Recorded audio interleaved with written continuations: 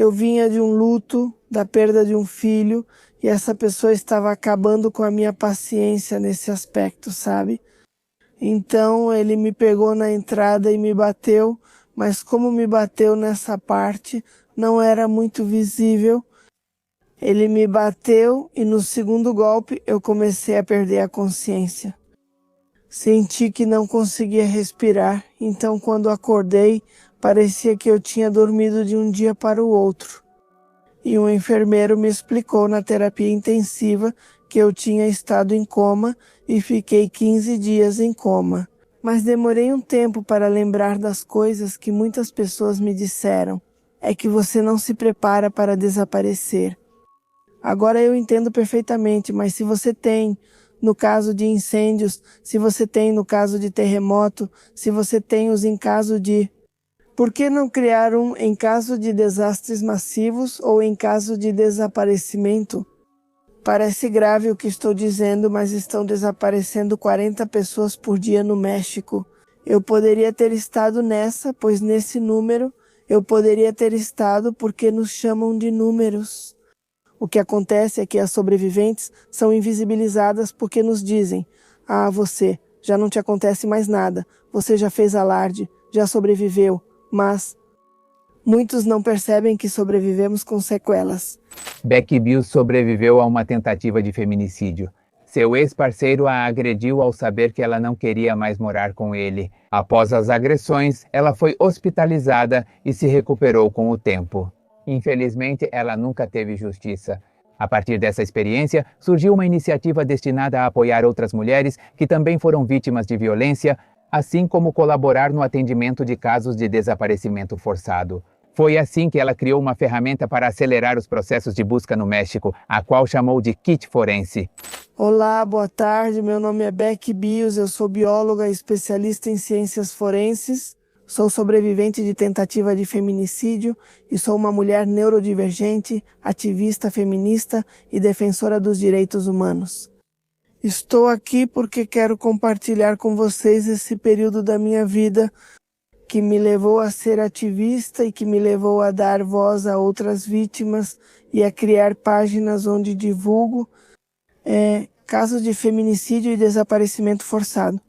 Também sou autora e criadora do Kit Forense. O Kit Forense é a minha tese de mestrado na Universidade Nacional Autônoma do México, na Faculdade de Estudos Superiores Iztacala. E, bom, sou formada de lá, também sou bióloga e psicóloga, estudei as 2 graduações.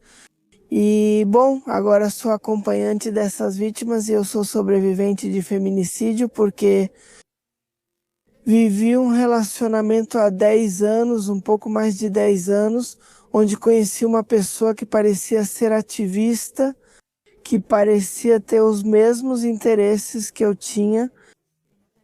Naquela época, eu estava trabalhando com a parte de San Salvador Atenco. Eu sou ativista desde 2006 e, bom, já apoiei várias causas. Então, eu conheci esse cara justamente em uma marcha, onde ele começa a me pedir, começa a solicitar minhas redes sociais.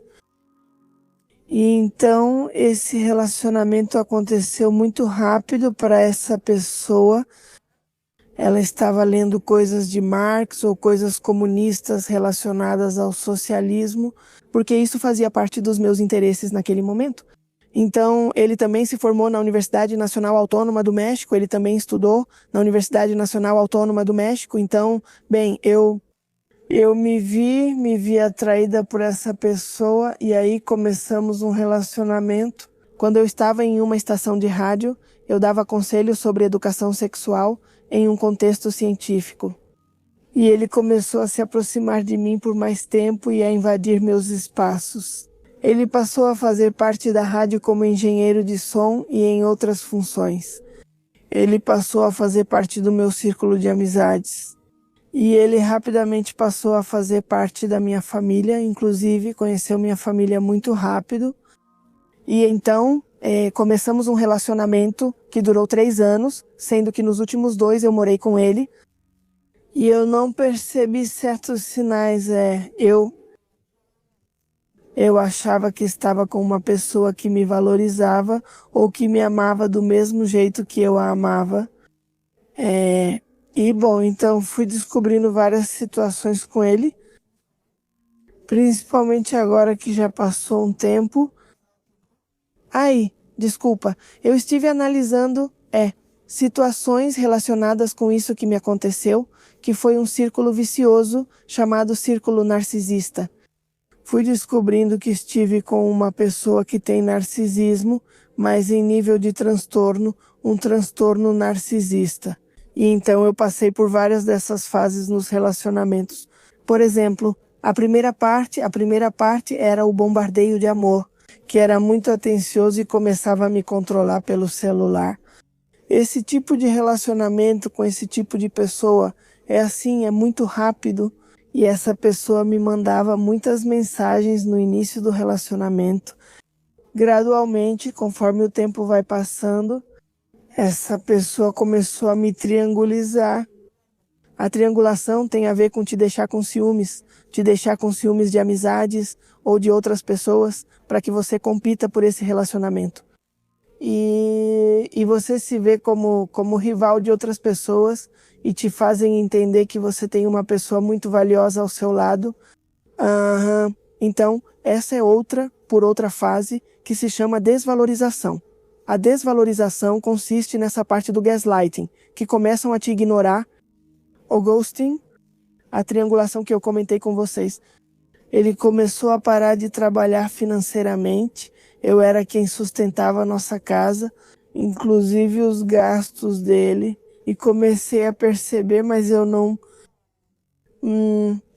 queria ficar sozinha de verdade. Eu pensava como ele me dizia.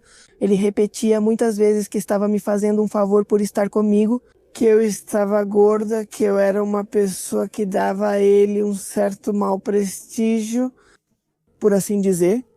Então, quando repetem essas coisas para você, você começa a ser vulnerada psicologicamente, ou seja, começam a esmagar sua autoestima, seu autoconceito, e então ele zombava de mim. Por causa das minhas situações, da minha condição física, meus erros físicos e os erros cognitivos, porque eu esquecia das coisas, porque eu não sabia que tinha transtorno de déficit de atenção, então eu tenho transtorno de déficit de atenção e tenho autismo grau 1. E eu não sabia disso, então essas comorbidades eram perceptíveis, mas eu não sabia. Eram perceptíveis porque eu esquecia as coisas, então ele zombava de mim e dizia: você é bióloga e desconhece muita informação, você é bióloga e não lê, você é bióloga. E então ele zombava de mim, da minha profissão, e desmerecia meu trabalho como cientista. E como psicóloga, ele também me questionava muito, então comecei a perceber que ele competia comigo nesse contexto, e ele continuou estudando outra engenharia. Então ele se sentia muito, muito superior a mim. E então terminávamos o relacionamento, nos separávamos. E mais ou menos terminamos 7 vezes, e nas 7 vezes voltamos. Na 8ª decidi que não queria mais esse relacionamento, porque eu me sentia muito desgastada, eu me sentia triste, me sentia muito abandonada, me sentia muito assim, como menosprezada, né? Já havia muito menosprezo, então essa situação, né? Um dia eu decidi, ele e eu alugávamos uma casa que eu pagava, e então eu pedi um espaço para ele, mas ele me ignorou. Então eu disse: melhor eu vou sair sem que ele saiba, para que quando ele chegasse visse que eu já tinha tomado uma decisão que eu já tinha comentado com ele antes. Então eu pensei em guardar todas as minhas coisas em sacos pretos tipo de lixo, e eu disse: vou levar minhas coisas assim para poder sair, para ir embora o mais rápido possível.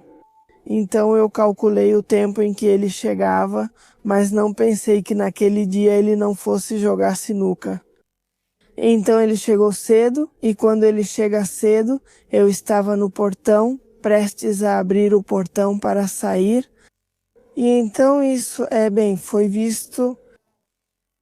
foi muito estranho, porque ele me viu com as coisas nas mãos e me disse: Não, você não vai fazer isso comigo. Você não vai fazer isso comigo.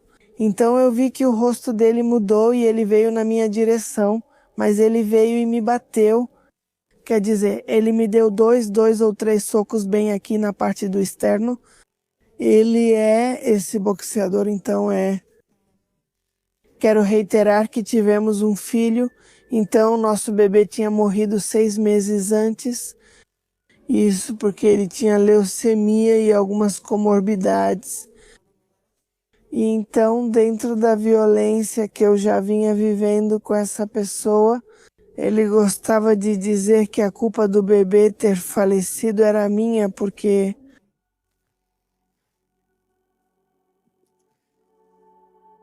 ele mencionava que eu tinha um DNA ou um genoma mutado, muito mutado. Eu sou bióloga e sei que todas as pessoas têm graus, frequências alélicas, que são mutações, mas nem todas são herdadas. Então Ou seja, ele fazia o comentário de que, como eu tinha muitos erros genéticos, já que meu físico mostrava isso e minha condição intelectual também, ele assumia isso, então dizia que eu era responsável, ou seja, que eu tinha assassinado o bebê com o meu genoma. E então, como a seleção natural agiu e ele não sobreviveu, eu era responsável, né? Então, sim, eu já estava cansada dessas situações, não de me chamarem assim. E na verdade, decidi ir embora também por isso. Então, eu decidi ir embora porque eu não queria ser chamada assim. E porque na época eu me cuidei, quando eu estava grávida, eu me cuidei. Eu sei o que se deve fazer quando uma pessoa está grávida. E eu estava tomando vitaminas, estava tomando ácido fólico e estava tomando diversos itens devem ser consumidos para garantir uma boa gravidez. Então eu fiz o que pude e não consegui. Então eu vinha de um luto da perda de um filho e essa pessoa estava acabando com a minha paciência nesse aspecto, sabe? Então ele me pegou na entrada e me bateu, mas como me bateu nessa parte não era muito visível. Ele me bateu e no segundo golpe eu comecei a perder a consciência. Senti que não conseguia respirar. Aham. Então, quando eu acordei, senti como se tivesse dormido de um dia para o outro. E um enfermeiro me explicou na terapia intensiva que eu tinha estado em coma e fiquei 15 dias em coma, mas demorei um tempo para lembrar das coisas. Então ele me explicou que tiveram que remover minha vesícula porque ela estava muito danificada e que com outro golpe que me deram, meu pulmão esquerdo colapsou. Então tive uma situação que eles chamam de edema agudo pulmonar, tive uma espécie de parada respiratória e acabei entrando em coma. Beck levou 1 ano para se reabilitar, voltar a andar, recuperar a fala e conseguir comer sozinha. Durante todo esse processo, sua família se tornou um grande apoio em sua recuperação. Enquanto isso, seu ex-parceiro chegou a se autoferir para dar uma versão falsa dos fatos. Ele declarou que ambos haviam sido vítimas de um assalto, motivo pelo qual, no hospital, foi registrado um boletim de ocorrência por roubo. E então, 2 meses depois, ainda usando o andador, tentei registrar uma denúncia no edifício Rosa da Mulher do Estado do México. E me disseram que não era possível, porque o crime já havia prescrito. Naquele dia, eu levantei a blusa e mostrei que eu estava com uma bolsa, um Penrose, porque ainda estava drenando, que tiveram que tirar minha vesícula porque ela estourou com as pancadas. Então essa bolsa drenava água e um pouco de sangue. Mostrei para eles e falei, olha, do jeito que você está me vendo, foi assim que ele me deixou e me bateu. E ele respondeu, não, senhorita. É que já não dá mais para denunciar porque já se passaram 2 meses e além disso, depois vocês se arrependem e aí tem que ficar retirando a denúncia porque depois vocês voltam para eles. Foi isso que me disse o Ministério Público que me atendeu e os policiais que me interrogaram me disseram para eu voltar depois, quando eu já estivesse mais recuperada. E então eu vi omissão, eu percebi que não ia ter ajuda, ou seja, que de alguma forma não iam me dar justiça, e comecei a me relacionar com vítimas de feminicídio, com vítimas de desaparecimento, e comecei a criar páginas onde denunciávamos essas situações. Iniciei cursos de direitos humanos na Corte Interamericana de Direitos Humanos e comecei a fazer alguns cursos de direitos humanos da Suprema Corte de Justiça, porque eram gratuitos. Além disso, eu não sabia de algumas coisas, como a parte da lei das vítimas, os processos que acontecem antes de sentenciar um feminicida ou um homicida, ou alguém que cometeu um crime. Então, como eu disse, eu sou bióloga, eu não sabia disso, e então comecei a ajudar minhas companheiras. Alguns meios de comunicação começaram a se aproximar da página. Eu tenho um WhatsApp de um grupo onde mantenho uma agenda de imprensa. Quando alguém me solicita ou me pede para tornar os casos públicos, eu ajudo para que eles ganhem visibilidade na mídia, para que o Ministério Público preste atenção nos casos e assim possamos buscar justiça, ou pelo menos que esse caminho em busca de justiça que tantas famílias percorrem, seja mais curto. Então eu vivi isso com minhas companheiras, eu faço parte de um coletivo, pertenço a 2 ou 3 coletivos aos quais eu ajudo e apoio.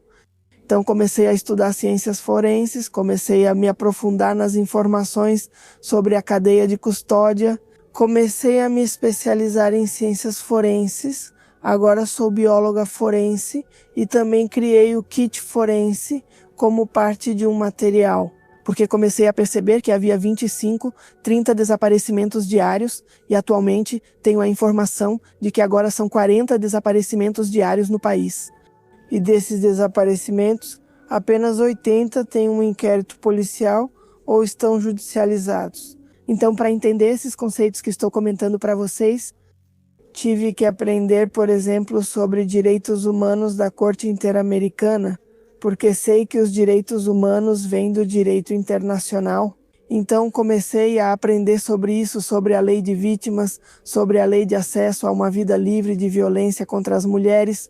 Comecei a dar meu testemunho em alguns lugares onde me dão espaço, já dei palestras, dou oficinas para vítimas, eu não cobro pelas oficinas, eu levo o material e ensino as pessoas como fazerem seu kit e como ter um sistema de segurança cibernética para que não sejam vítimas de crimes. E também dou oficinas, sou professora, dou aulas para alunos de criminalística e criminologia de algumas escolas, sou professora de ensino médio, tenho 22 anos de experiência e desde 2020, de lá para cá, comecei a dar oficinas até para meus alunos. A maioria dos meus alunos conhece o kit forense, a maioria dos meus alunos tem seu próprio kit forense. E eu encontrei 4 alunos que desapareceram no estado do México, 2 com vida e 2 sem vida, graças ao kit forense. Então comecei a perceber que ao fazer o kit forense, porque como juntei várias técnicas da cadeia de custódia e das ciências forenses, e comecei a ler e a fazer cursos sobre sistemas de identificação humana. Comecei a fazer cursos sobre o protocolo homologado de busca na Comissão Nacional de Busca. Comecei a fazer cursos e mais especializações relacionadas às ciências forenses. Então, por isso, eu dou aulas em várias universidades particulares e na Universidade Nacional Autônoma do México, pois em Iztacala estou fazendo a tese. Este que tem a ver com o kit forense em caso de desaparecimento e desastres em massa. Bom, eu fui muito questionada porque lembrem-se que as mulheres que somos cientistas, existe um teto de vidro, então para que uma mulher seja ouvida na ciência é um pouco complicado. E ainda mais vindo, por exemplo, de mim, por exemplo, que sou uma ativista, às vezes as ativistas são colocadas em um conceito como pessoas que só gritam, que só quebram coisas ou que fazem manifestações. Não! O ativismo tem muito a ver com uma desconstrução, tem a ver com reaprender e tem a ver até mesmo com capacitar suas companheiras. minhas companheiras do coletivo onde participo com as companheiras Ângelas Violeta. Esse coletivo está lá em Belas Artes, no corredor Ângela Peralta. Elas me permitem diariamente dar oficinas à tarde do kit forense. Eu dou oficinas de kit forense, de genética e epigenética, de antropologia física, para a identificação de pessoas em sepultamentos clandestinos. Então eu já dei várias oficinas, minhas companheiras também já participaram das oficinas e já capacitei várias pessoas e coletivos que me permitem e me dão espaço para ministrar as oficinas. As autoridades participam pouco, quase não gostam que eu dê oficinas para elas, porque como sou ativista, elas têm uma visão meio negativa de mim. E o que elas não percebem é que nós ativistas precisamos nos capacitar para poder ajudar outras companheiras, para dar voz a elas. Então, por exemplo, eu já encontrei vítimas que não sabem qual é o caminho a seguir. A que autoridade você tem que exigir cada coisa? Quem é que tem que te dar justiça? O que é uma audiência adiada? O que é uma audiência? Quem é o juiz de controle? O que faz o juiz de execução? Ou seja, o que fazem os poderes? Por que o poder judiciário age assim? Porque algumas pessoas que recebem sentença têm recursos para revogar essa sentença? E como evitar isso? Como montar um dossiê de investigação? Ou seja, tive que me aprofundar nessas informações, porque assim eu chego até as autoridades e vou até as vítimas e digo, mesmo não sendo advogada, tenho informações e então também atuei até certo ponto como perita. Tive que refutar algumas das coisas que as defesas dos agressores ou dos acusados fazem. E tive que ir percebendo que muitas vezes a justiça não chega porque os inquéritos não são bem montados, porque não se dá a devida seriedade e porque acredito que a ciência tem que estar a serviço das vítimas. Acredito que a ciência tem que sair do laboratório, deixar o laboratório e estar atendendo a população. Eu sou universitária pela Universidade Nacional Autônoma do México, de uma universidade pública. Eu devo minha educação a todos vocês que pagam impostos. Eu não posso cobrar das minhas companheiras, dos coletivos de busca, eu não cobro pelos workshops, porque justamente eles têm direito à verdade, à justiça e à reparação do dano que determina o direito penal. Acho que eu sobrevivi porque eu ainda tinha mais coisas para fazer. Acho que eu ainda tenho mais situações para compartilhar com outras vítimas.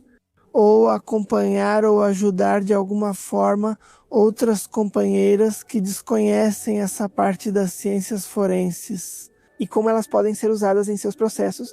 Com relação à sua situação atual, Beck só conseguiu dar visibilidade ao seu caso por meio de publicações nas redes sociais. Lá, ela expressou que até o momento não obteve justiça e que é mais uma sobrevivente. Enquanto isso, seu ex-parceiro segue livre sem responder pelo ocorrido. Por essa razão, Beck conta sua história, já que sua intenção é que ela chegue a mais pessoas que possam estar passando pela mesma situação e assim poder ajudá-las. Bom, o kit consiste em várias situações. Esse kit é composto por várias coisas, mas agora eu trouxe esse kit que é meu e que vou mostrar para vocês. O kit é composto por roupas e vou explicar por que ele é composto por roupas. O kit é composto por roupas. O kit é composto por outro envelope, por outra pasta geral. É assim que eu chamo, né? Uma pasta geral que tem dados pessoais, mas que também tem esse DNA.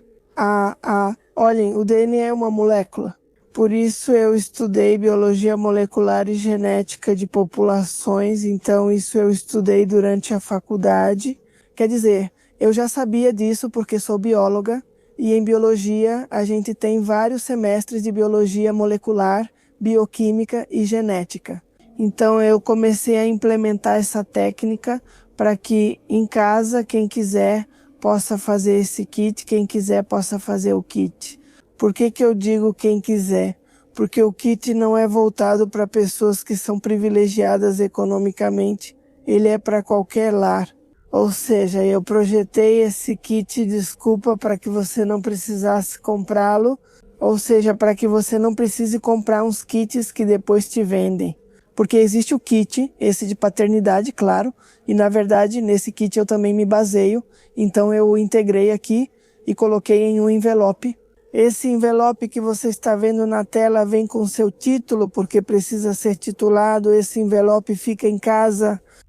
Faça esse envelope junto com sua família, pois pode ser necessário em alguma situação. Quando infelizmente uma pessoa desaparece em uma casa, eu sei que muitas pessoas me disseram é que você não se prepara para desaparecer. Eu entendo perfeitamente, mas se você tem o em caso de incêndios, se você tem o em caso de terremotos, se você tem os em caso de... Por que não ter um em caso de desastres massivos? Por que não ter um em caso de desaparecimento? Parece grave o que estou dizendo, mas estão desaparecendo 40 pessoas por dia no México, então estamos em uma crise. O Comitê de Desaparecimento já disse, o artigo 34 já foi ativado. Por que temos que esperar por mais? Isso pode agilizar os processos de busca, toda a parte burocrática. Então, bom, eu começo, coloquei meu nome, eu sou Beck Bios, como eu disse para vocês, esse kit eu comecei no dia 22 de abril de 2021. Eu sou O positivo, ou seja, é importante informar nosso tipo sanguíneo e as amostras que virão a seguir. O kit forense será composto por várias amostras. Uma das amostras é que você precisa tirar uma foto sua. Prestem atenção, essa foto já tem 6 meses. Há 6 meses ou há 8 meses eu estava com o cabelo curto. Vejam como minha fisionomia mudou ou como meu rosto mudou nesses 8 meses. Então essa foto precisa ser atualizada a cada 6 meses, tem que ser uma foto frontal, para que infelizmente se acontecer, se eu desaparecer, me procurem com isso. O que eu sugiro? Uma cópia da certidão de nascimento, porque você vai colocar isso no seu envelope e se eu desaparecer, você já tem o que precisa ou o que a comissão de busca, a promotoria ou o Ministério Público vai te pedir, porque eles são autoridades que também têm que emitir os alertas. Aham. Então a cópia da certidão de nascimento, já volto nesse aqui, vou pular esse por enquanto. O registro geral, se você for menor de idade, então o cadastro de pessoas físicas, tá? Uma cópia do registro geral, uma cópia do cadastro de pessoas físicas, se também for menor de idade, pode até ser a carteirinha de vacinação, numa cópia da carteirinha de vacinação. O que eu sugiro para esse kit? Eu sugiro que vocês preencham essa ficha.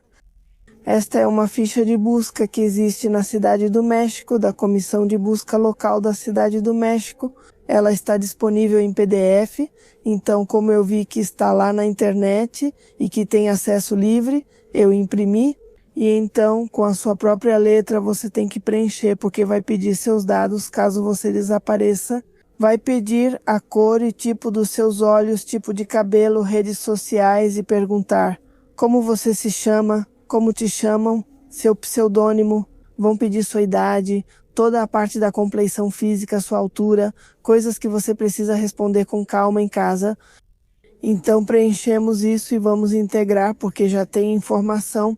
Quando uma pessoa desaparece, normalmente a família pode entrar em uma situação de nervosismo. Então podem passar detalhes despercebidos, então, para que não deixemos passar nenhum detalhe, é melhor preencher essa folha e daqui tiramos as informações. Agora, isso que estou mostrando para vocês se chama para mim odontograma e eu vou explicar o que é um odontograma. O odontograma é o registro dental, a maneira como um dos sistemas de identificação humana é feito através dos dentes. Então, o odontograma, às vezes nós não temos acesso à saúde bucal, porque se você vai ao dentista, o seu dentista é obrigado a ter o seu prontuário clínico. Aham, e guardá-lo por 5 anos, porque, por lei, isso tem que ser assim. Se você desaparecer, seu registro odontológico deve estar com seu dentista, mas suponha que não tenha acesso à saúde bucal. Então você pode tirar fotos de frente, abrir a boca de cima, de baixo, para ter um registro dos seus dentes, isso é um odontograma. Aham, e isso é uma evidência, porque podemos ver, podemos identificar quantos dentes você tem, quantos estão faltando, quantos têm lesões. Se te encontrarmos, podemos te ajudar a voltar para a sua família dignamente com esse registro também. Agora vamos para o DNA. Para o DNA, eu sempre recomendo que, como você vai fazer isso em casa, passe álcool em gel nas mãos. O álcool em gel vai tirar algumas enzimas das suas mãos. As enzimas são proteínas que destroem o DNA. O DNA é feito de proteínas, então você passa o álcool em gel e ele vai eliminar as helicases. As helicases são enzimas que cortam o DNA, tá? Nós produzimos elas naturalmente nas nossas mãos. Então, se você vai montar seu kit forense pessoal ou da sua família, toda vez, a cada meia hora, a cada hora, tem que usar álcool em gel, porque as helicases são produzidas naturalmente. Então, depois que usamos nosso álcool em gel, há pouco eu passei, minha mão ainda está protegida. Ahá! E vejam que isso que estou mostrando para vocês são os envelopes.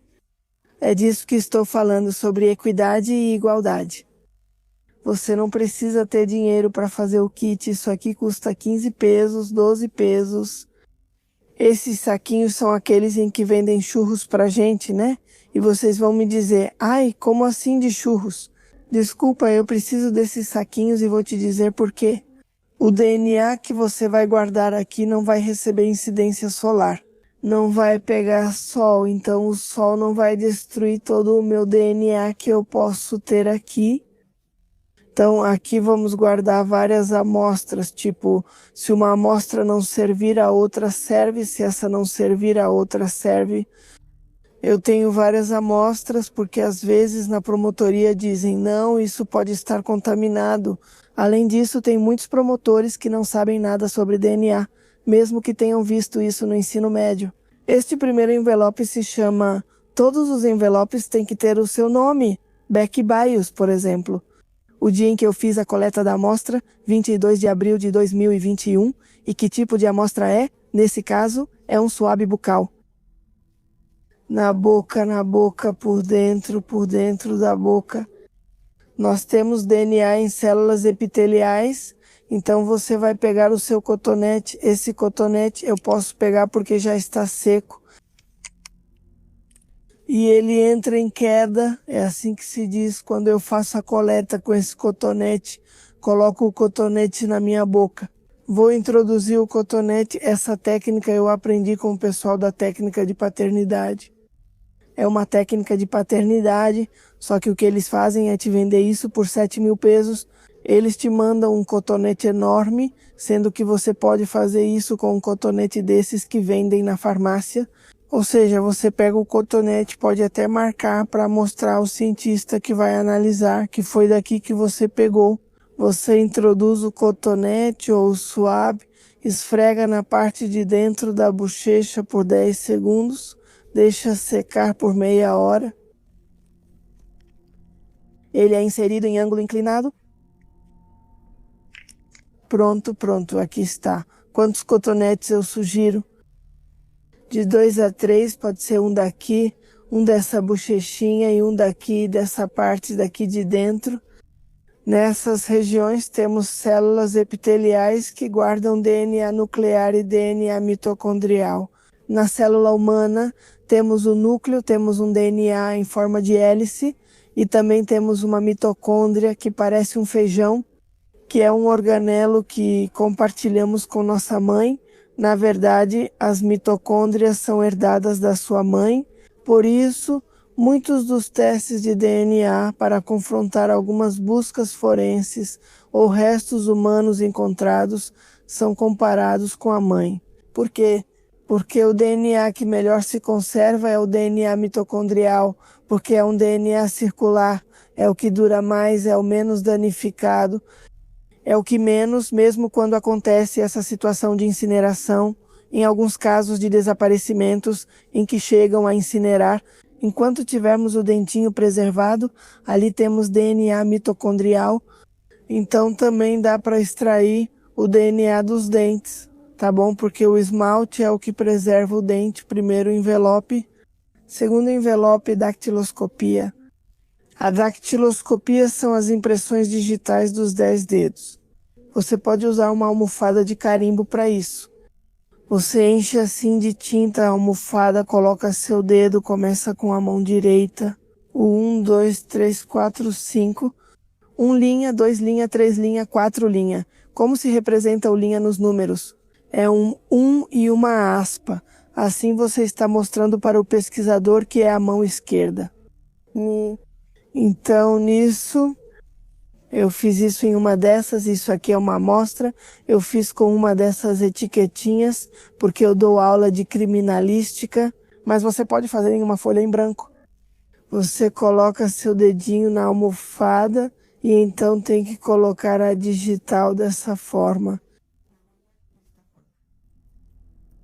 Um abanão, não, assim, não, um abanão.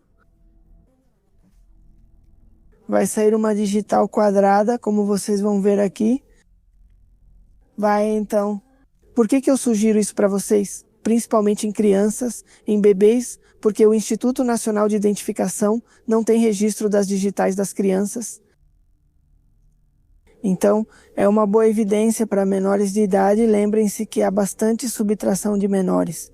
Então, essa parte, né, a outra é porque o Instituto Nacional de Identificação não tira as digitais com qualidade. Com isso de que depois fazem rápido, só colocam os dedos assim e pronto na máquina, essa não é a forma correta. Então, a dactiloscopia a gente coloca de novo em um envelope, tá igual back bios, a data e dactiloscopia, a amostra. A próxima é a onicoscopia. Onico tem a ver com unhas. Nas unhas também temos DNA, então cortamos as unhas dos dedos. Olha só, elas não devem estar pintadas, porque alguns esmaltes contêm chumbo e o chumbo é mutagênico. Então isso vai alterar o meu DNA. Então eu peço por favor que vocês tirem o esmalte, que tirem as unhas de acrílico, porque isso é importante de fazer. E que toda semana cortem as unhas dos dedos e coloquem em um desses. Vocês etiquetam apenas com o nome, data, onicoscopia ou escrevem unhas e pronto. Próxima amostra, a de cabelo, o cabelo à parte, que é feito para antidoping. O cabelo cresce por dia, 1 centímetro ou meio centímetro, depende de como você se alimenta. Então o cabelo, o que eu sugiro, já existe um estudo de mestrado que já diz que não é necessário ter folículo, isso já não é necessário que você arranque, não. Eu, como sou ativista, eu uso todo esse montão, mas a verdade é que deve ser a metade do que eu coloquei aqui. Ou seja, você pega o cabelo daqui da região da nuca. Eu vou te dizer por que da nuca. Porque ali o sol pega menos e aqui o sol bate muito forte. E esse cabelo que está aqui em cima está muito exposto ao sol. E então vai ter um DNA mutado, não vai servir para você. Então precisamos de um DNA daqui da nuca, porque ali não pega sol. Então a gente tira um pedacinho, corta o mais próximo da raiz, cola assim numa folhinha, dobra e coloca no envelope e etiqueta. Este é um atual, é que eu perdi o outro, desculpa. Então este é um atual de 25 de setembro de 2025. E então eu tive que fazer de novo, então esta é uma das partes. Outra sugestão é que você use o dia todo roupas para o tórax. Ai, desculpa. Você precisa de uma peça para o tórax, porque nós suamos daqui e daqui das axilas. Então, isso vai nos ajudar a impregnar nossa roupa com o nosso pH, parte do suor, sais minerais e algumas partes do suor. Que um cachorro, um binômio canino, pode detectar a 100 metros de distância. Então, por exemplo, se alguém desapareceu recentemente e te diz, não, eu o vi em uma área de mata, então você pode ajudar guardando uma roupa, uma peça de roupa, que de preferência seja essa, uma roupa que você tenha usado o dia todo. Essa aqui o dia todo. Você usa e coloca em um saco, sela e etiqueta. Para mim é uma blusa 34 Back Bios e a data. Eu ainda tenho guardada, mas pode ser atualizada a cada 6 meses, uma peça de roupa. Então, porque bem, pode ser usado. Eu não sei se vocês precisam usar, mas nós que somos ativistas, ou as que somos ativistas, meios de comunicação, jornalistas, estão na linha de frente. O kit forense é indispensável para muitas pessoas, já que quando alguém entregar essa informação para a comissão de busca, as autoridades precisam recebê-la. Por ser uma informação já coletada, pode agilizar então a localização de uma pessoa. Além disso, essa ferramenta pode ser útil em casos de adoção, assim como para pessoas em situação de rua ou idosos que sofram de Alzheimer. O México é um país sísmico. O que aconteceu em 2017? Muita gente ficou presa nos escombros, então, como você entrega um familiar, se não for com a parte das informações? Como eu digo para eles, eu encontrei 2 dos meus alunos com vida e 2 sem vida. Obrigada ao kit. O kit foi muito importante, principalmente para os que foram encontrados sem vida, porque, bem, uma das alunas era adotada. Então, de onde você compara, né? Quer dizer, é muito complicado. Ou a menos que você guarde a escova de dentes da pessoa, e a escova de dentes vai servir por alguns dias, mas depois de um tempo já não serve mais. Aham, a escova de cabelo também é super indispensável porque fica cabelo nela. O cabelo também é uma fonte importante de DNA nuclear e mitocondrial. Então, na verdade, eu vi uma situação muito difícil no México e quis criar essa ferramenta até mesmo para as pessoas que já vivem o desaparecimento. Já ministrei oficinas para elas, pois algumas autoridades não coletam suas amostras corretamente, mesmo com um biobanco disponível. E então, quando você fala sobre isso com as vítimas, elas vão se informando cada vez mais, e a maneira delas de pedir justiça já está fundamentada, e elas já têm conhecimento, já não podem mais enganá-las. Então, é por isso que eu me dedico a dar oficinas para as vítimas, para que elas também tenham conhecimento do seu direito à verdade. E além disso, eu estudei para isso, quer dizer, o conhecimento, por que eu tenho que guardar só para mim? Por que eu tenho que ser egoísta? Se isso pode ajudar alguém, então para mim não tem problema nenhum. Por exemplo, olhem aqui, isso é para identificação. Eu ensino as famílias a identificar com essas chaves tafonômicas. Se identifica o sexo e a idade de uma pessoa em decomposição cadavérica. Isso também eu ensino para as vítimas. Então eles, quando estão em inumação clandestina, cuidam da cadeia de custódia, cuidam, não tocam, não pegam e começam a ajudar a isolar a área, tiram fotografias. Ou seja, muitos acabam virando peritos criminais de campo porque passam a se informar. Então, alguns deles estudam direito, outros estudam criminalística também. E, eu já dei várias oficinas, como eu disse, né? Então, agora sim, essas ferramentas são para qualquer pessoa. Você não precisa ter um status econômico para montar um kit forense. É para todos os lares e eu fiz isso para aproximar a ciência das pessoas da sociedade. Neste caso vou mencionar nomes, mas dos meus alunos, uma das que desapareceu, ela ia trabalhar e normalmente ela usava uma moto e pelo que parece, pelo que eu entendi da situação, porque é preciso fazer uma reconstituição dos fatos, é que assaltaram ela e na hora do assalto ela resistiu a entregar a moto. Então eles pegam a moto dela, mas decidem levá-la junto. E aí quando a levam, acabam torturando ela. Quer dizer, desapareceu por uns 6 dias, não foi muito. E aí, então, ela foi encontrada em um canal de esgoto ali mesmo no estado do México. E o problema era que, como a aluna era adotada, não havia como dar identidade a ela, ou seja, todos temos direito à identidade. Então eu falei com a mãe dela porque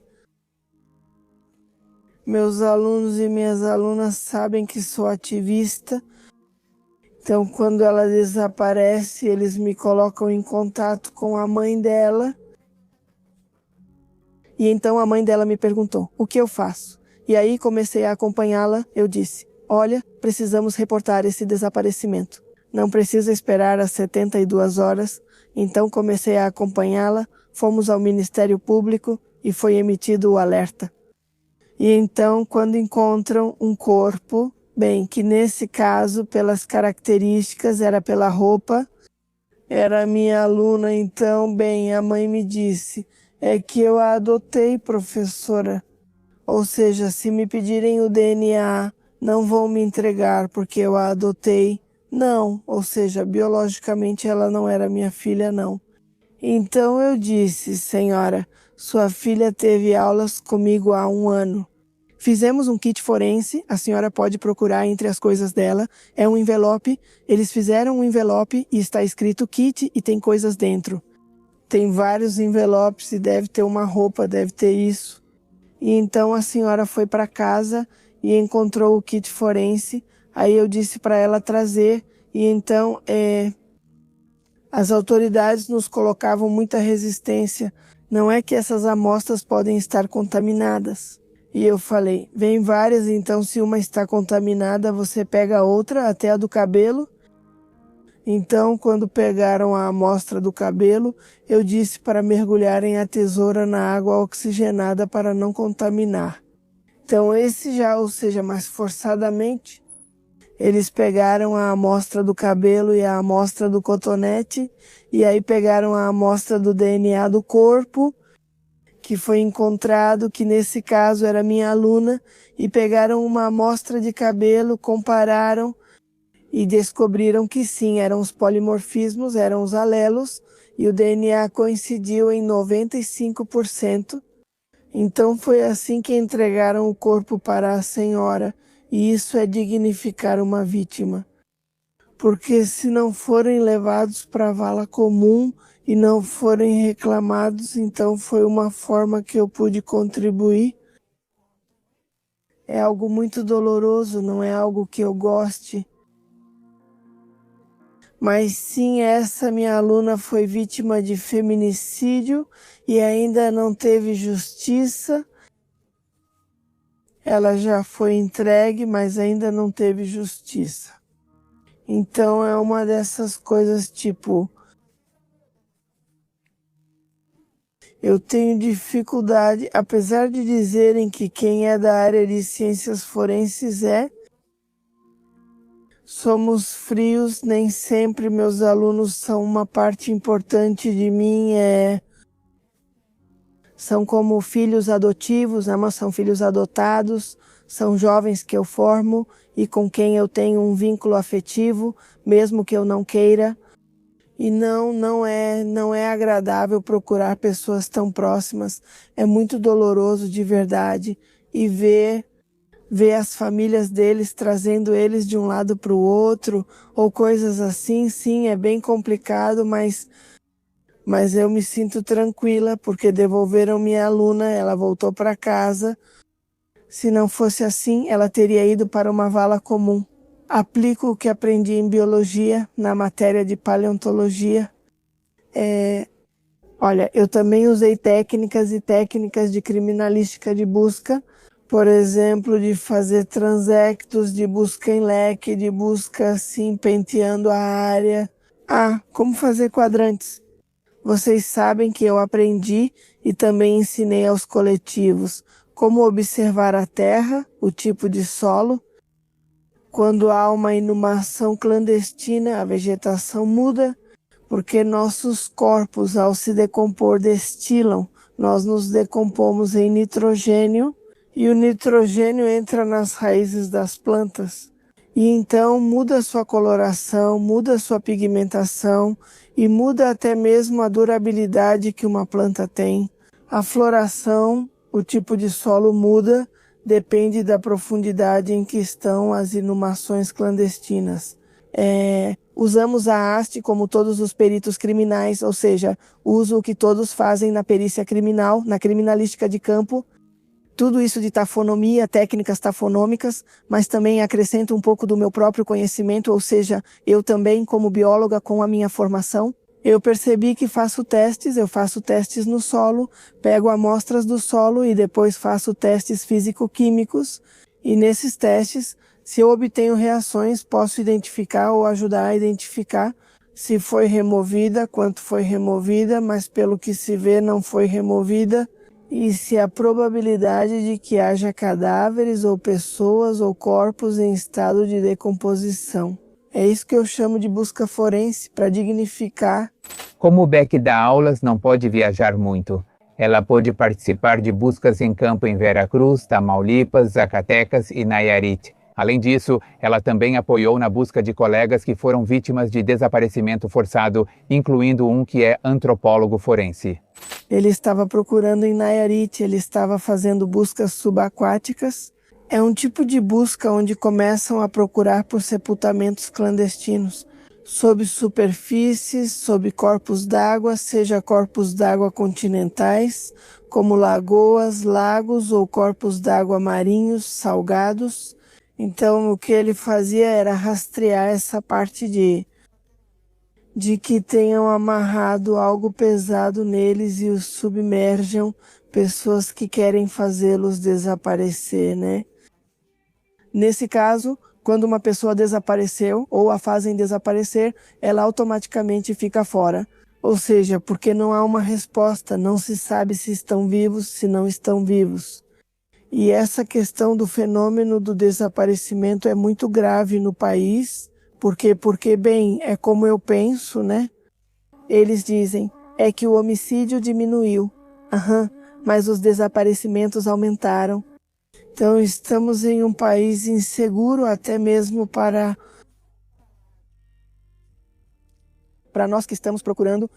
Não temos certeza, não temos a segurança de que vamos sempre contribuir. Se não, também podem nos fazer desaparecer, porque podemos ser incômodos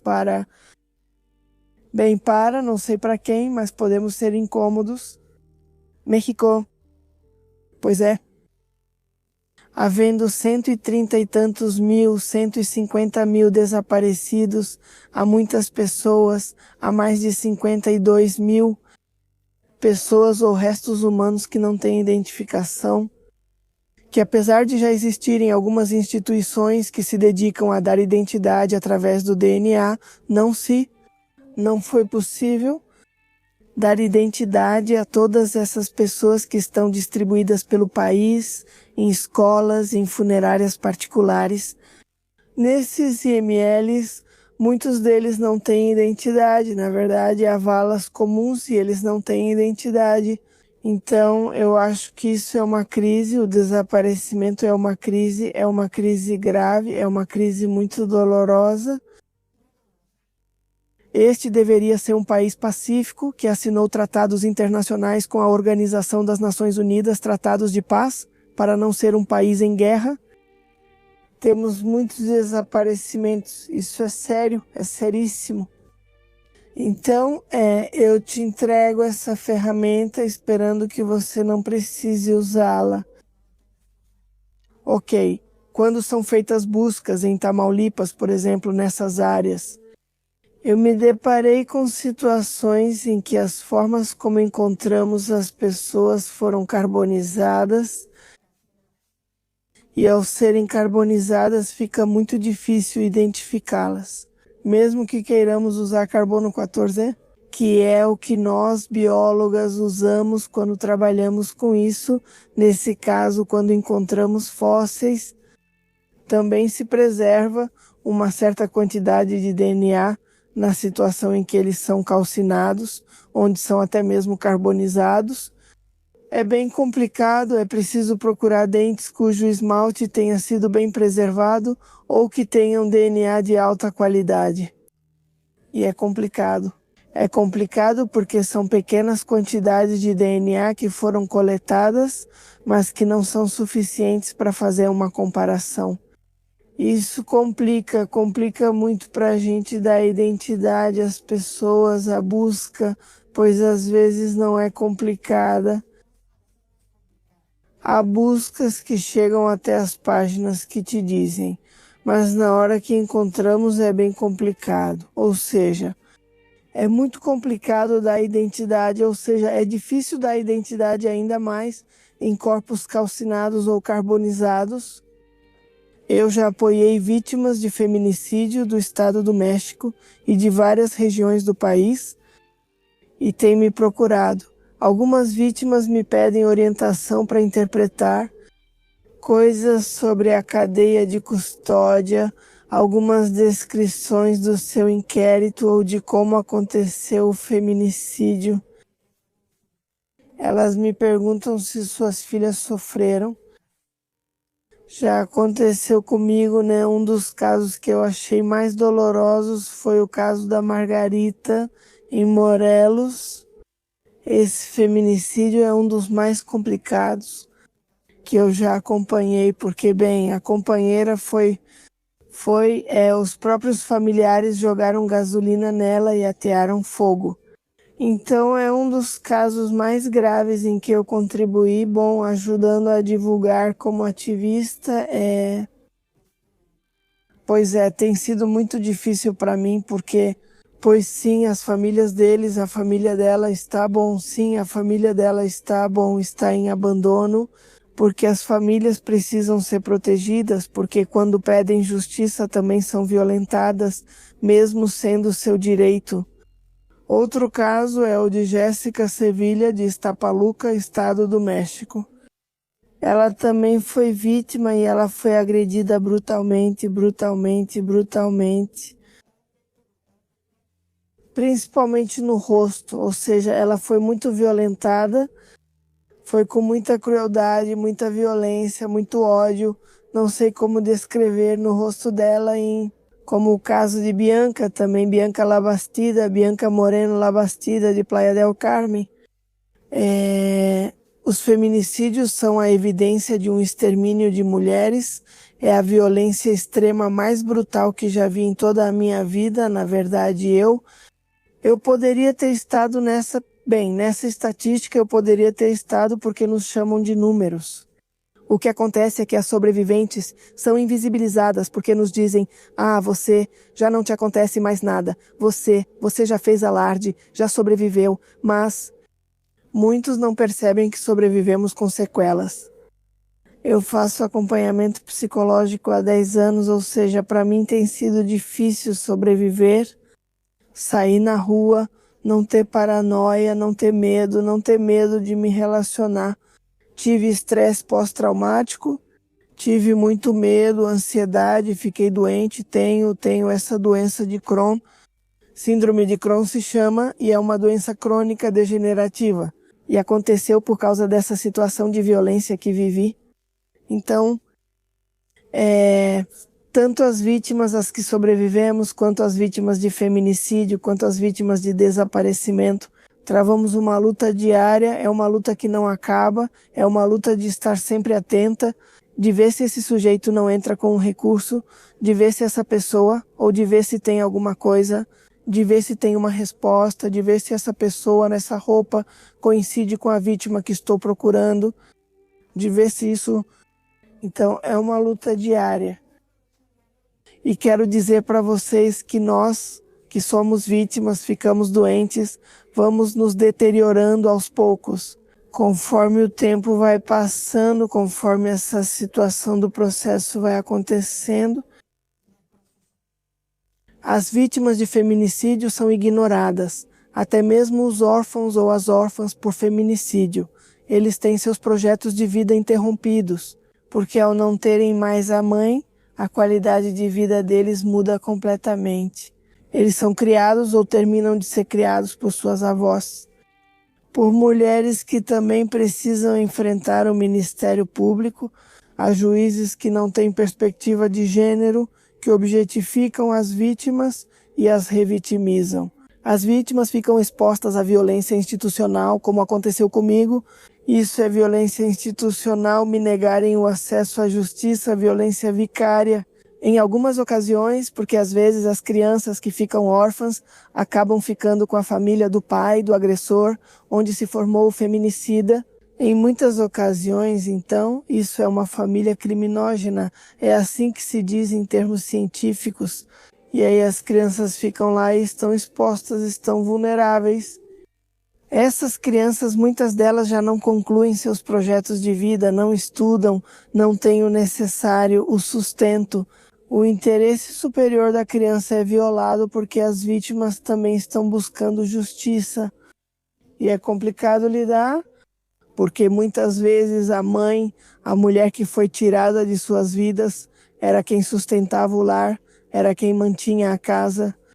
Então, em um lar onde houve um desaparecimento, em um lar onde aconteceu um feminicídio, onde ocorrem esse tipo de violências graves, eu considero que é um lar destruído, doloroso, partido, e é um lar que tem dificuldade para alcançar a resiliência. Bem, no feminicídio a maioria são homens, também nos desaparecimentos a maioria dos agressores são homens, e o denominador comum é que são sujeitos misóginos, são machistas, misóginos, são pessoas que foram educadas em famílias conservadoras, porque a educação tem muito a ver com isso. O denominador comum de um feminicida é que eles são agressivos, passivos no início do relacionamento e depois se tornam violentos, se tornam extremamente agressivos, física e psicologicamente. Eles diminuem a autoestima da vítima, a assediam, a perseguem, a ameaçam o tempo todo. Eles usam esse medo para paralisar uma pessoa e tentam impedir ou manter as aparências. De cuidar da sua imagem social, às vezes alguns cuidam da sua imagem social, outros não, outros querem intimidar até mesmo as famílias, para que, quando ocorre o feminicídio, infelizmente as famílias não exijam justiça, para que as famílias desistam do seu direito à verdade. Então, muitos desses agressores são até mesmo defendidos pelas próprias famílias, ajudados pelas mesmas famílias que os criaram, que os formaram e que normalizam a violência machista, a violência feminicida que vai crescendo, que vai escalando, que vai acontecendo com uma zombaria, uma raiva, um empurrão, um tapa, vários tapas, que são violências que vão escalando, mas o denominador comum é esse. São sujeitos que objetificam as mulheres, são sujeitos com um patriarcado muito normalizado, violência normalizada em suas casas, são sujeitos que até mesmo seus próprios pais violentam suas mães. São sujeitos que vivem, inclusive há alguns estudos, algumas análises de contexto que eu tenho ouvido, e o que se diz é que o que nos vulnerabiliza enquanto mulheres é a precarização. O fato de sermos pobres, de sermos mulheres, de sermos meninas, de sermos pobres, de sermos morenas, de não termos uma equidade, uma igualdade nos estudos, não termos estudos, isso nos torna ainda mais vulneráveis diante de um potencial feminicida. Então, às vezes, não percebemos os sinais de alerta, porque em nossas casas também foram normalizadas certas violências. Vemos que nossa mãe não se afasta do pai, mesmo ele sendo violento. E então pensamos que é assim que se constrói uma família, e nossos projetos de vida replicam muita da violência com a qual nós bem convivemos. Eu duvido muito que mudem. Uma pessoa que matou pode fazer isso de novo. E eu digo isso como bióloga, digo isso como cientista, digo isso como vítima, porque às vezes muitos deles já têm antecedentes de terem violentado parceiras anteriores, então eu duvido muito que mudem. E além disso, também vou te dizer uma coisa. O fato de estarem também na cadeia nem sempre os ajuda. Veja que a cadeia está superlotada e a reabilitação às vezes não é completa. Não é integral, porque temos uma cadeia para 7.000 pessoas, mas temos 40.000 pessoas. Então, a estrutura da penitenciária, toda a hierarquia, toda a violência que também vivem lá dentro, não permite uma reintegração social, não permite porque lá dentro também se vive violência e isso se normaliza. Ou então os familiares do lado de fora estão pagando para que seus agressores ou seus familiares que estão privados em privação de liberdade, para que então eles estejam seguros e não sejam violentados. Então eles têm, certo, eles têm direitos nisso, isso é algo que não se questiona, mas eu duvido que essas pessoas mudem ou se reabilitem. Eles vão fazer de novo. Porque a educação vem desde que somos crianças, dos 7 aos 14 anos. Essa é uma idade crucial. Isso é dito pelo comportamento biológico ou pela biologia dos comportamentos de certos agressores. Robert Hart diz isso em seu Psiquiatra, Iñaki Piñuel diz isso, Meredith Miller diz isso, dizem isso até aqui no México, Vicente Garrido Genovese, também Adolfo Rodrigues. Ou seja, há muitos autores que falaram sobre pessoas que cometem esses delitos e alguns são desse grupo B, são pessoas antissociais ou asociais. Ou do grupo B, alguns chegam a ser psicopatas sem emoções, apenas as imitam. Então, eles têm transtornos. Alguns, não todos, porque não quero dizer que são monstros.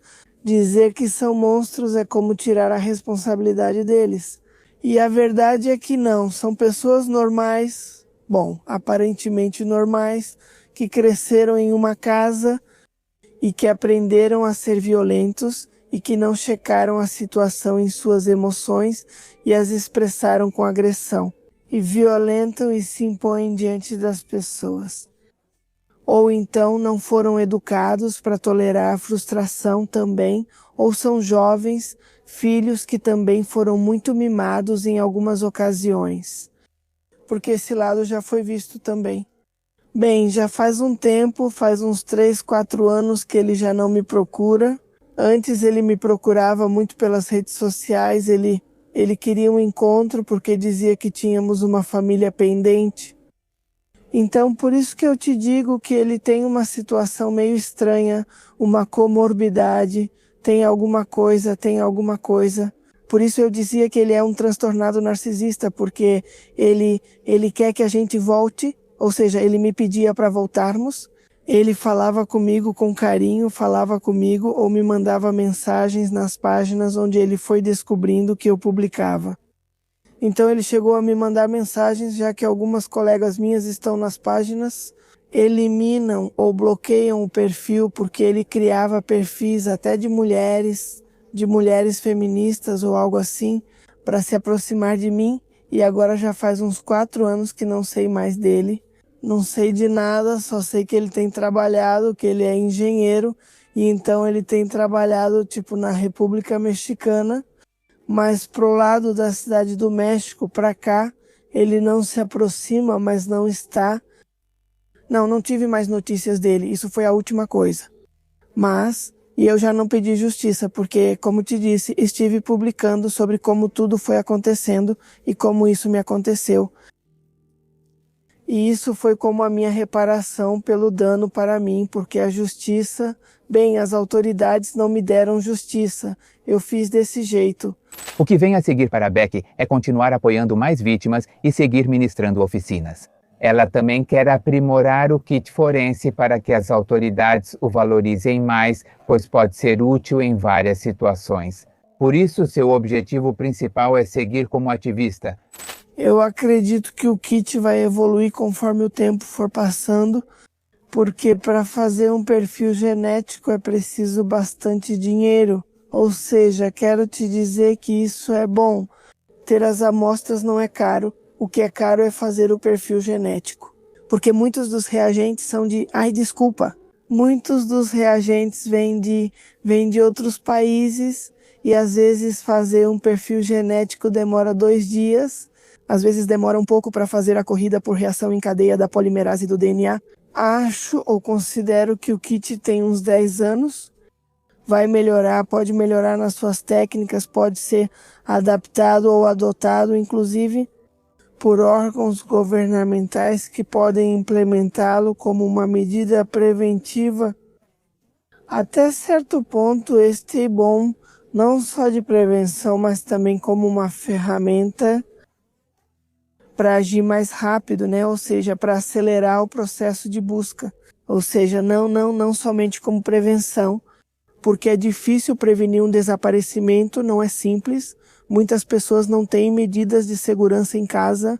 Por exemplo, uma frase de segurança entre familiares é recomendável, porque assim você pode dizer: quero uma pizza para amanhã, e está dando a entender para sua família: estou correndo perigo. É uma maneira também de nos comunicarmos e, por exemplo, se tiverem meninas ou meninos, adolescentes, cuidar das redes sociais deles. Sim ou sim, você tem que ter a senha das redes sociais deles. Se eles estão jogando videogame e se comunicam com pessoas pela internet através do videogame, você tem que ficar de olho. As crianças, meninas e adolescentes são extremamente vulneráveis e estão suscetíveis ao desaparecimento e, nesse caso, para fins de exploração, né? Então, e no México a gente tem muito essa situação de tráfico de pessoas, é bastante drástica, né? Então, eu gostaria que em 10 anos isso estivesse remasterizado, melhorado e que talvez... Sim, eu já dei oficinas em outros países, já dei na Colômbia, na Argentina, no Peru, na Bolívia, para criminalistas de lá. Sim, eu já dei oficinas no Sul, principalmente, mais do que no Canadá também. Nos Estados Unidos quase não me pediram oficinas, mas sim, eu já dei no Sul sim, já me pediram no Paraguai, no Brasil. Também já dei oficinas de kit forense e de genética e epigenética. Então, tomara que outros países adotem isso para que isso vá sendo erradicado, porque realmente está muito complicado. O sofrimento ou o luto, eu chamaria de luto, ou sabe como também pode ser chamado? É que também pode ser um trauma, porque essa dor, a dor do feminicídio e a dor pela desaparição são diferentes, porque o desaparecimento é uma incerteza, é um luto atenuado, como se diz cientificamente, porque você não tem um corpo ou uma pessoa, você não tem o físico dela, o corpo dela, como você o viu ou a viu partir.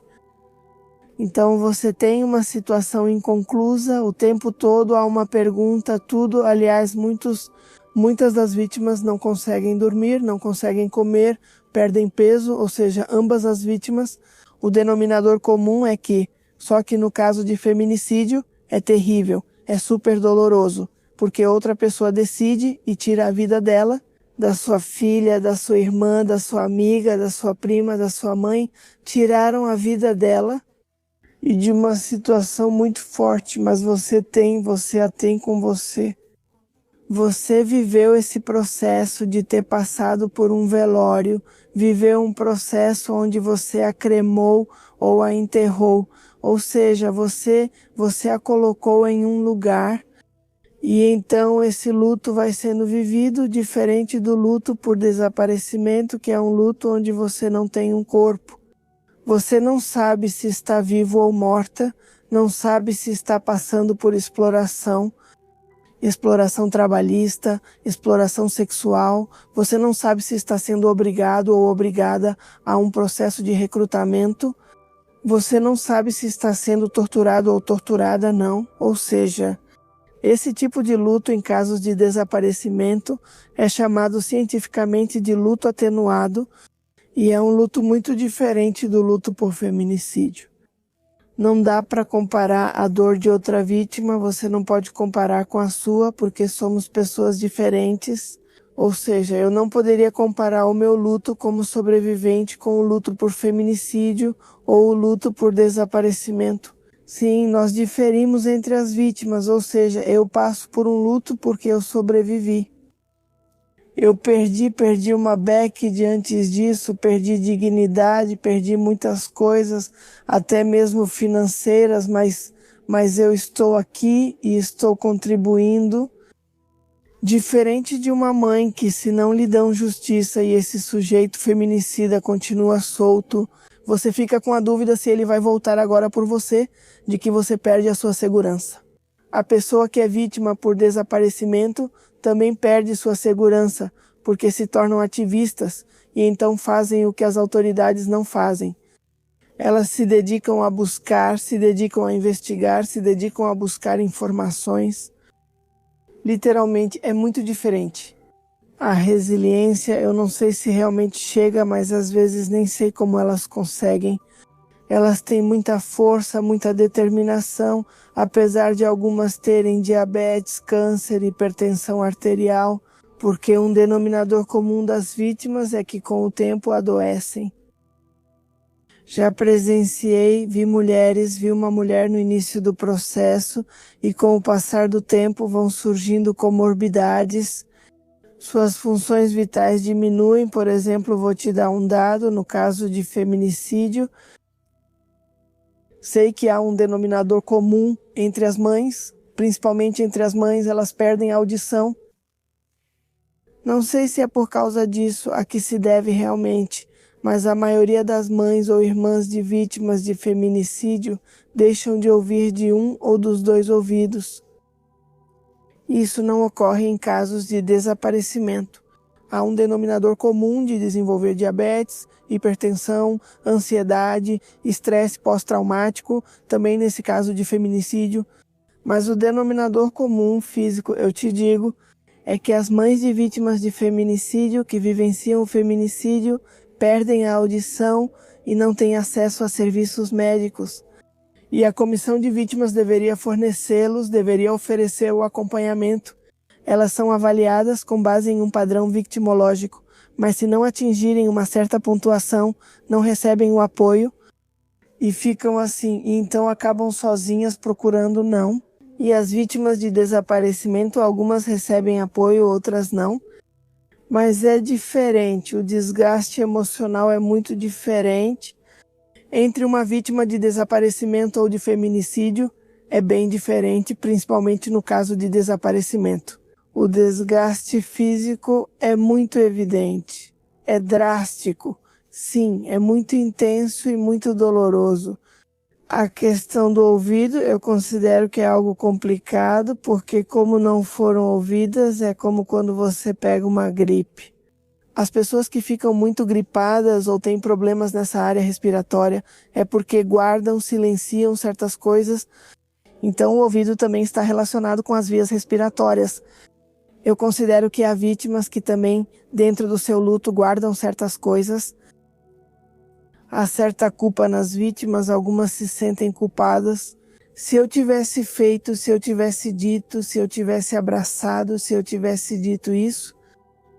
Então tem muito disso, né? Ou seja, né? É muito complexo, assim como tal, te definir algo. Por quê? Não saberia te dizer.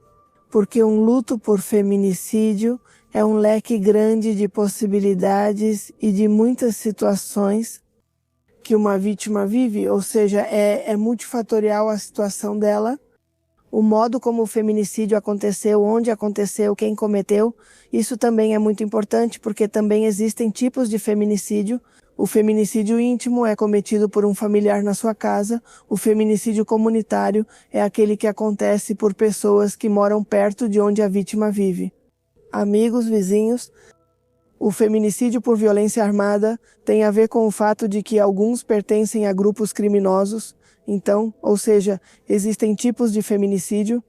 E no caso do desaparecimento, temos o desaparecimento forçado, desaparecimento por particulares, cometido por particulares. Então varia muito e depende da pessoa, de como era a relação que tinham com a vítima. É muito complicado dizer, me arriscar a dizer exatamente por quê. Uma razão exata não existe, há muitos fatores. Vamos ter uma cultura de prevenção. Infelizmente, estamos em um país complicado, é um país violento, é um país com índices altos de insegurança. Cuidem da sua família, cuidem das suas filhas, cuidem dos seus filhos. Verifiquem como estamos educando nossas crianças, como educamos nossas filhas, nossos filhos, se vão com o namorado, se casam. Deixem claro que se algo acontecer, a casa delas ainda será delas. Deem às suas filhas, aos seus filhos, a oportunidade de voltar, porque também parte dessas situações, principalmente do feminicídio, acontece por causa disso. De que as filhas precisam saber que podem voltar para casa. Você não está sozinha e pode sair desse relacionamento mesmo sendo complicado. Sim, é possível, sim, é possível. Então, bem, eu sou dessa situação que busquemos uma forma de criar sistemas de segurança em família para o caso de desaparecimento, como frases de segurança, checar as redes sociais das nossas filhas, filhos, adolescentes, meninas e meninos, estar atenta até mesmo com a gente, como estamos vestidos, com quem conversamos, para onde vamos. Todos sabem onde você está, todos sabem o que você está fazendo, todos sabem a que horas você vai voltar, todos sabem quais amigas e amigos você tem. É importante ter comunicação. Tenho páginas no Facebook, tem a página da Gordi Feminista. É uma página que sou eu e mais 3 companheiras, mas na maioria das vezes sou eu quem responde, se chama Gordi Feminista. Se quiserem um workshop ou se quiserem, eu também já dei workshops online. Aham, e não se cobra, ok? É sem fins lucrativos. E nas outras, minhas redes sociais, como no X, estou como Bfeminaste ou Becky Bios, tenho 2. No Instagram, estou como Bfeminaste ou Becky Bios também.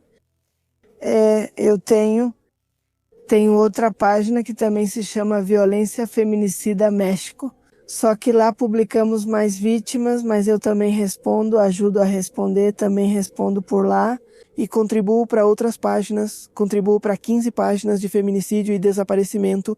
Então, as 2 principais são essas, Gordi Feminista e Violência Feminicida México. Também estou lá na Cidade do México, depois em Belas Artes, também estou dando os workshops. Estamos lá no protesto econômico, temos uma barraca. Bom, eu tenho uma barraca. Eu comecei a vender quartzos para me ajudar, para comprar materiais, os insumos para fazer o kit, porque às vezes tem gente que quer a oficina e não leva o material, então eu dou o material e aí fazemos o kit forense dela. Bom, eu gostaria de agradecer pelo espaço. Muito obrigada por me convidarem aqui com Pepe Mistério. Muito obrigada à produção dele. Eu me sinto muito tranquila e agradeço por ter me permitido falar abertamente sobre essas situações. Não sou censurada e agradeço por isso. E eu gostaria que, se alguém precisar de orientação ou de acompanhamento, pode acessar as páginas que mencionei. Estou aqui para ajudar vocês.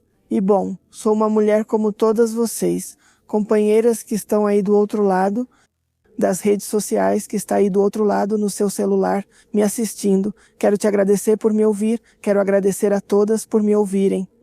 E, bom, gostaria que me ajudassem a compartilhar, se nas minhas páginas vocês virem que estou compartilhando uma ficha de busca, me ajudem a compartilhar, não custa nada pra gente. Me ajudem. Para fazer a diferença e para encontrar as vítimas, as famílias precisam saber a verdade e, bom, muito obrigada. Se você chegou até aqui, não esqueça de me seguir nas minhas redes sociais e se quiser aparecer em um desses vídeos. Me encontre no Facebook e Instagram como Pepe Mistério ou pelo e-mail correio@ppmistério.com.mx.